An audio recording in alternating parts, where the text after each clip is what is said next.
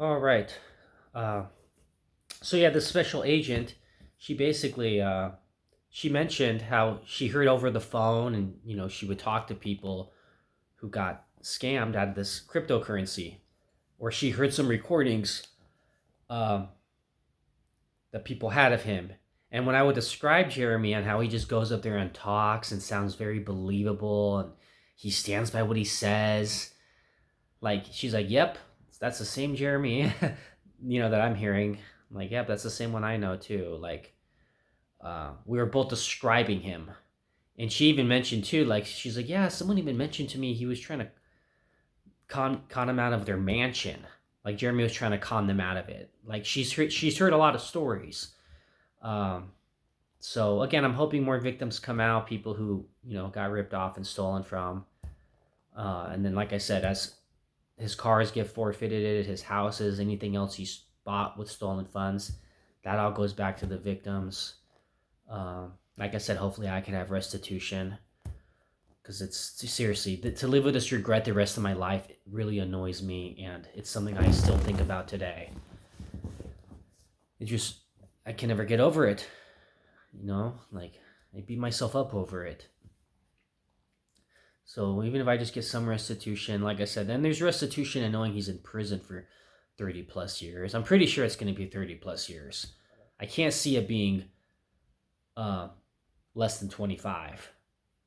I just can't see it. 25 or more, easy. But maybe it'll be 20. I don't know. At this point, it's kind of like, well, what's the lawyer of Jeremy really going to do? Just try to reduce his sentence? Like, um, find some legal link to say, oh, it's not as bad as it is, that he should be in this long? Because there's enough proof on him that that he is guilty. In fact, the special agent I talked to said, yeah, there's some indictments on him that no jury would find him innocent. He's going to be behind bars for a long time.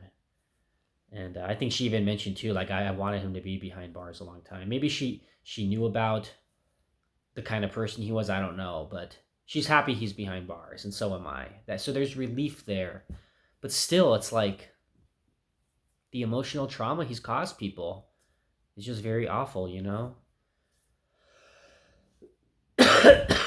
So yeah, you kind of have to be corrupt to do what he did. And here's what's weird too. I was also thinking about this when I found out he did it, like inside the mind of a criminal, whatever. Like, where did he come from?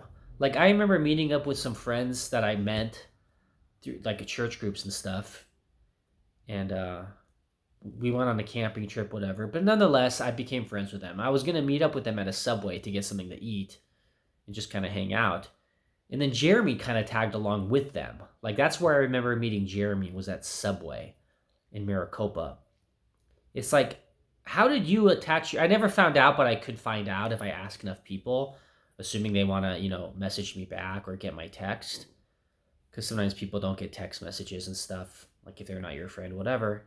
But basically, I like to contact the people and just say, hey, um, or at least assuming they respond back. Because some people I have written and they didn't reply back. But I basically asked some people, how did you meet Jeremy? Like, I met him through you, but how did you meet him? This other guy, no, I'm like, how did you meet him? He's like, oh, I met him through the network marketing. Again, he got him involved in the MLM. He got me involved too, and others did. And then, invite all your friends and family to come and we'll throw the sales pitch. But nonetheless, like, okay, that's how you met Jeremy. These people he just tagged along with, I met him at Subway. Like, and then another coworker of mine at the time, um, when I was working at Massage Envy, I now work at Elements, by the way, and uh, yeah, it's a good company to work for. I'm doing really good over there too, by the way. But basically, yeah, he knew him because of me, and again, I got him to sign up too, and again, I feel bad about that too because I wanted people to sign up because it's easy for them to make money. It's like, hey, you make money, I make money, let's do it. So I feel guilty when other people wouldn't do good. But again, I'm the kind of person that where like I couldn't do that because I'm not a good salesman, because I would be too honest with people and it would make them not sign up. right? Because again, a lot of that stuff is Ponzi scheme. It's stupid. It's so annoying how like they pressure you into doing it, and sometimes bully mentalities too. Looking back, like they kind of bully you in a friendly way, or bully you to get the best interest of you. Like if you're not doing good, it's your fault. You gotta, bring more people, whatever. And they make you feel guilty for that, and then you just end up feeling bad and quitting, and like, oh man, like. But then they up it so high to join, but yet when you drop out, they take you down. It's a lot of it's based on emotion. That's how they get people in. But anyways, I'm just kind of rambling there. But basically, I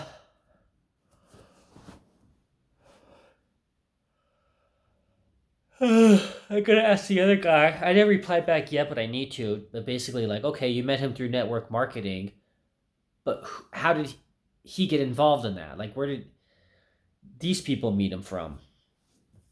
It's like he just appears. He just comes to Arizona and just appears in places to get to know people, and then he'll leave, go back, appear, and blend in, rip people off, leave, come back, rip people off, leave. At the end of the day, he just kind of showed up in people's lives. Again, I want to get to the bottom. I'm not saying I'm going to get to the bottom of it. I'm not going to do that. But I'm curious as far as like, where did he come from? Like, I know him from these friends. They met him from somebody. But there had to be a beginning, a starting point, a middle, and then an end. And but I guess that's what made him good. He was good at what he did. And it's corrupt. It's not right. But he knew what he was doing. Obviously, he's been doing it for 20 years. So, it's just... Yeah, it's weird how I happened to cross paths with him. And I was one of his victims. That's what's annoying about the whole thing, too. I could even look back and say, well, if this place hired me at the job, I wouldn't have met him. Because it's through meeting him and a client that they introduced me to these people. And then through that, that's how I ran into Jeremie. So even me working at a completely different job, I would not have crossed paths with Jeremie most likely. Because it just wouldn't have added up to be that scenario. And that's what's cool about, too, on Butterfly Effect. And this is why I think should make a lot more videos, by the way. I do have a lot to talk about. I'm very analytical. And I'm probably going to have regrets not doing all these cool videos along the way, because I've had some interesting stories along the way since I started to record, my previous videos. Most of them look like they're football analysis stuff, because I like to analyze football sometimes. Although I like to analyze a lot of stuff. But basically, I have a lot to talk about, and I believe that I can... use this as like a good diary, so to speak, of me, who I am, and lets me voice my thoughts and situations that come up in my life, and not just keep it all bottled in to myself and just be lost in my own little world. I feel like I should put it out there. And I could even look back on these videos and like watch them and listen to them and be like, oh yeah, I remember that. So this is kind of for my memory, as much as more so than it's just like to share stuff with people, because I know people at home probably can be like, oh, this Sean guy's weird, he's making all these videos and posting them, whatever. But it's not for anybody, it's for me.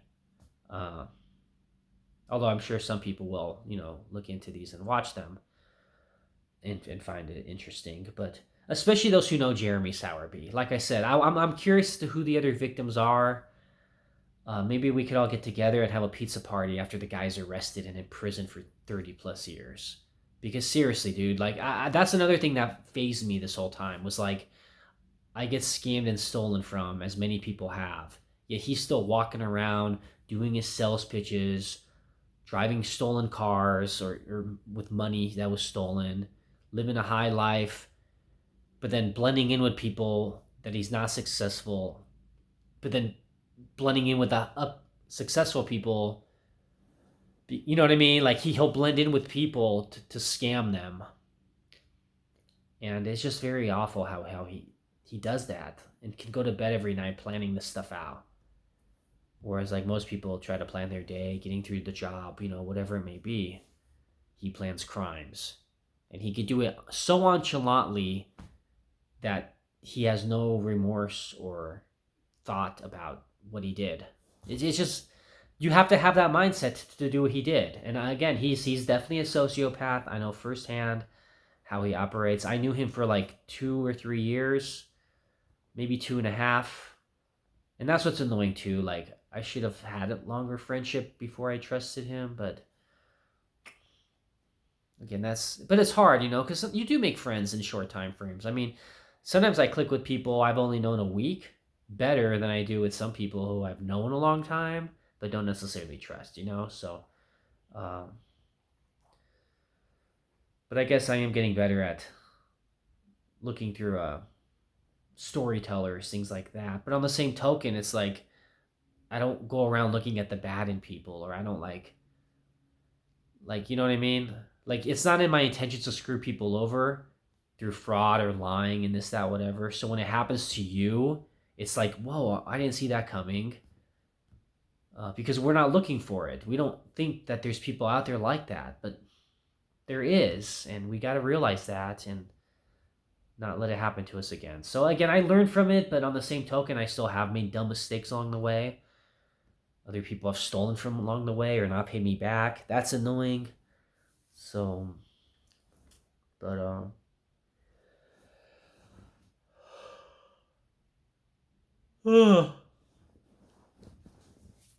but anyways, yeah, it's just crazy how I've crossed paths with him. That's all, and how it all worked out that way. But yeah, so I took a picture of him with the contract, him signing it, what the contract said, him doing a thumbs up after he signed it, acknowledging the contract. And there was other things behind that too, like I was supposed to sign, the deed to his house, whatever. I was supposed to have partial ownership of it. A lot of things I never went through. And then last time I heard from him, he's going to Chicago to do a 2-week presentation with businessmen, to present, the multi-level marketing thing and, to grow the business. And again, he's going to put people under me. He's going to be gone for 2 weeks. Meanwhile, he's taking off back to Canada, and I'm like pissed off and just, yeah, he just left. And it's like, here I am, like screwed over. And I just felt that pain ever since. And I'm just kind of embarrassed, to be honest.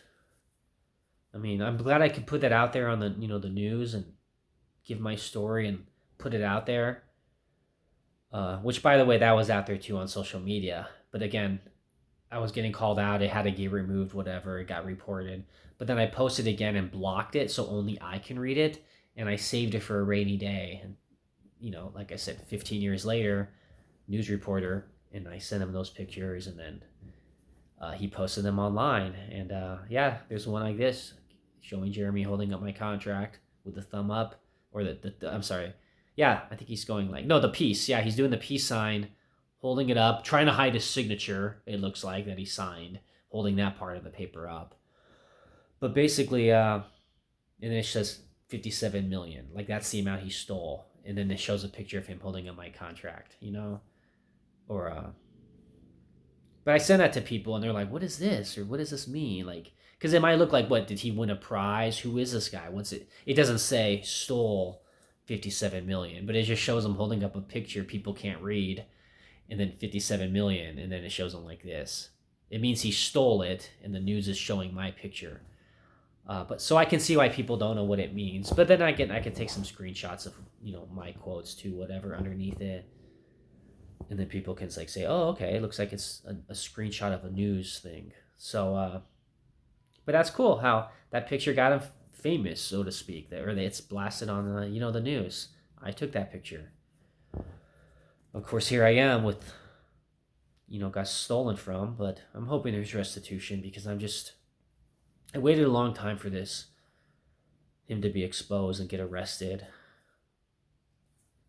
And I would just like some kind of restitution, that's all. So I'll leave it at this for now. And you guys have a good night.